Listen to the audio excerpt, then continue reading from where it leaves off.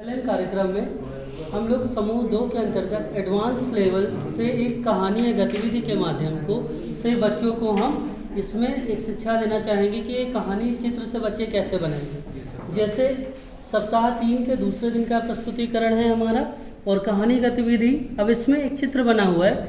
अब हम इसमें बच्चों से पूछेंगे ये जो इसमें क्या क्या बना हुआ है, तो बच्चे बताएंगे कि इसमें एक लड़की बनी हुई है, यहाँ पर देखेंगे एक बैग है इसके पास और ये इसने हाथ में अपने कद्दू ले रखे हैं और यहाँ पर एक नदी है और किसी और ये जा रही है। तो बच्चों से हम पूछेंगे इसमें क्या क्या, बच्चे बताएंगे।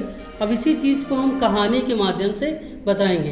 एक लड़की थी, ये मीना, और ये मीना अपने स्कूल जाती है और इसके स्कूल के पास में एक नदी थी और नदी के पास में बहुत सारे खेत थे और उन खेतों में कद्दू लगा हुआ था। कद्दू सारे बच्चे जानते हैं। तो इस लड़की को याद आया कि मेरी माँ जो है वो कद्दू की सब्जी बहुत अच्छा बनाती है, कि बच्चों को खाने में और खेलने वाली चीज़ों में बहुत रुचि होती है।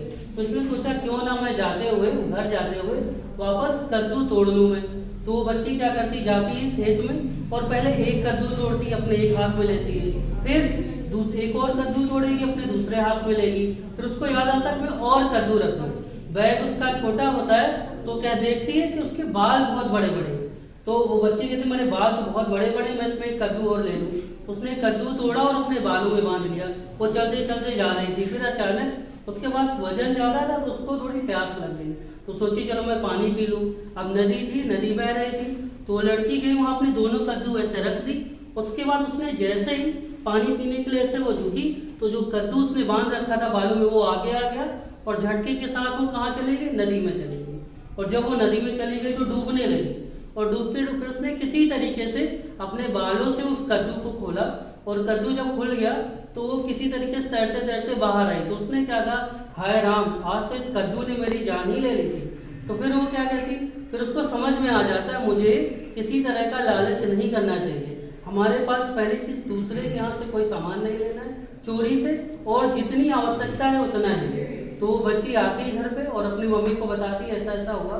तो उसकी माँ उसको सीख देती, बेटा सबसे पहली बात तुम्हें कहीं से चोरी नहीं करनी चाहिए और कोई भी सामान है उसको अपनी ज़रूरत के हिसाब से ही लेना चाहिए।